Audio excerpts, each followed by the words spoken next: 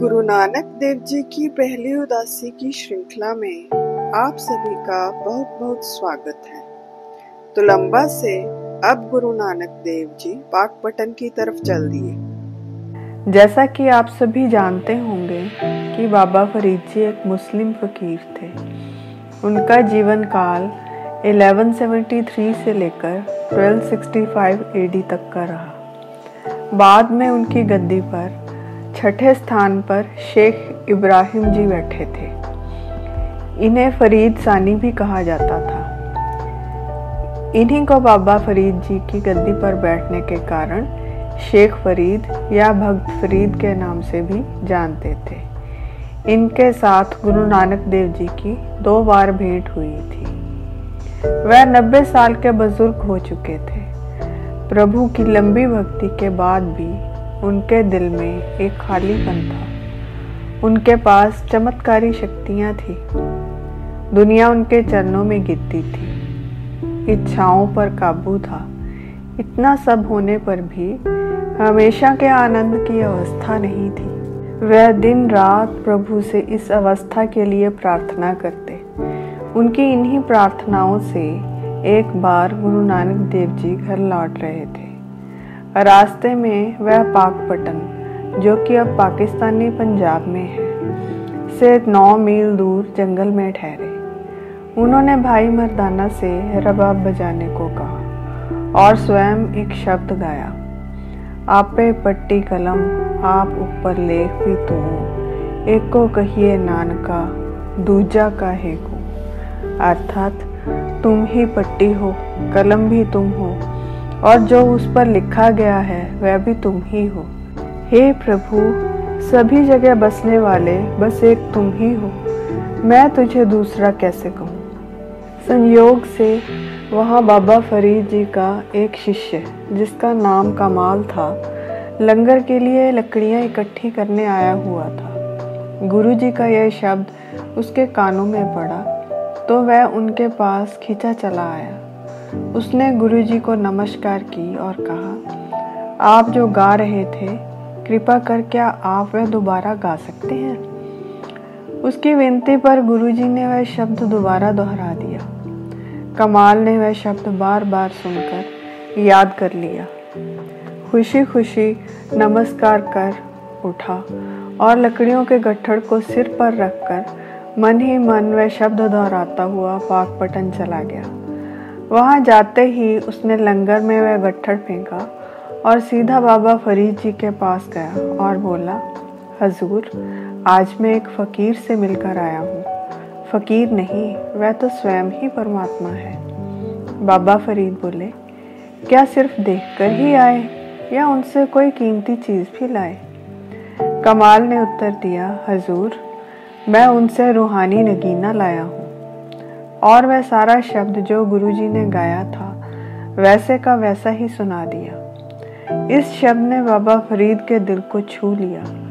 उन्होंने अपने शिष्य को आज्ञा दी कि मेरी पालकी लेकर आओ और वहाँ ले चलो जहाँ वह फकीर बैठे हैं। शिष्य बाबा फरीद जी की आज्ञा मान उन्हें पालकी में बिठा गुरुजी के पास ले गया।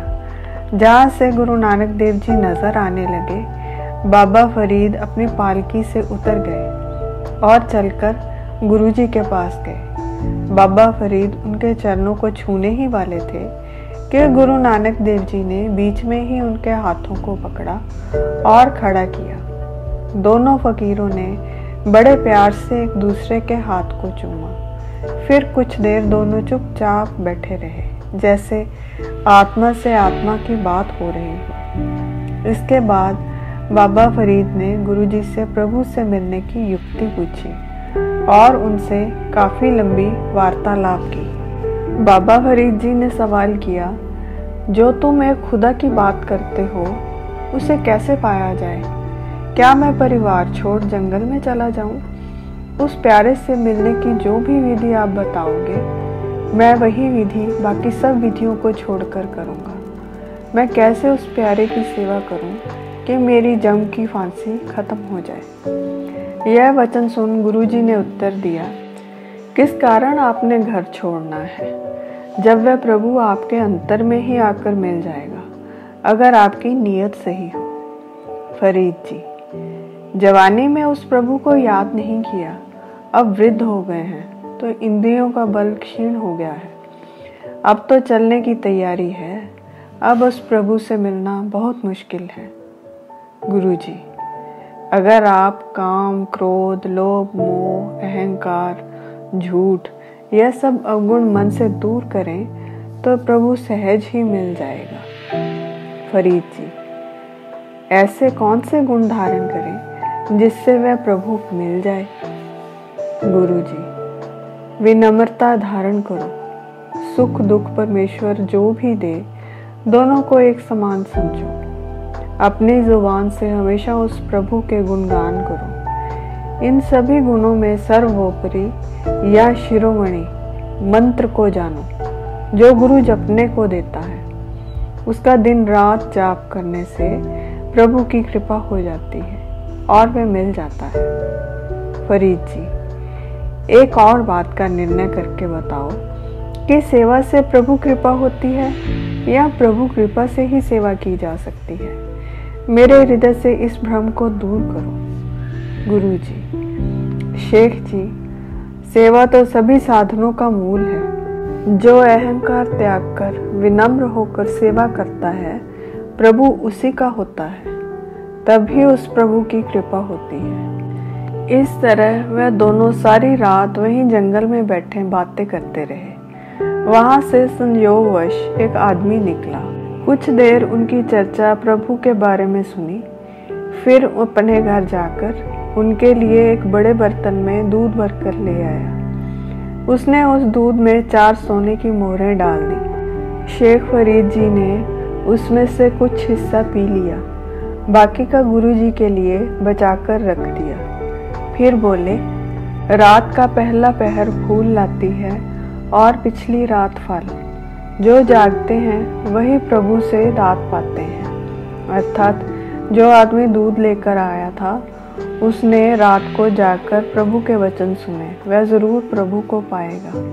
तो गुरुजी ने उत्तर दिया, यह दात तो प्रभु द्वारा दी जाती है, इसे जबरदस्ती कौन ले सकता है? कुछ जागते भी इन्हें पा नहीं सकते, जबकि कुछ को वह प्रभु जगाकर देता है। गुरुजी ने बाबा फरीद जी को समझाया कि वह आदमी प्रभु प्राप्ति की इच्छा से नहीं जाग रहा था, वह तो माया की इच्छा से यह दूध भेंट करने आया था।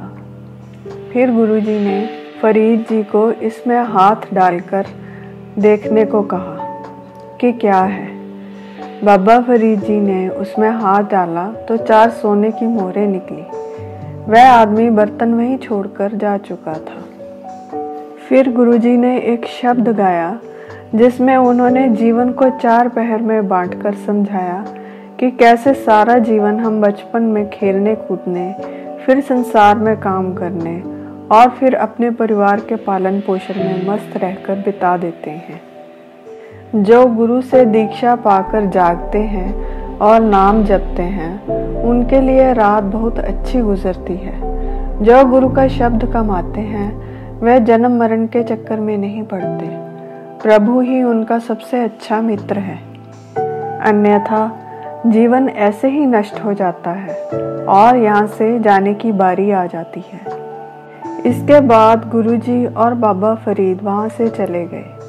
अगले दिन वह आदमी वहाँ से गुजरा तो उसने देखा कि बर्तन वहीं पड़ा है, परंतु अब वह सोने का हो चुका है और सारा सोने की मोहरों से भर गया है।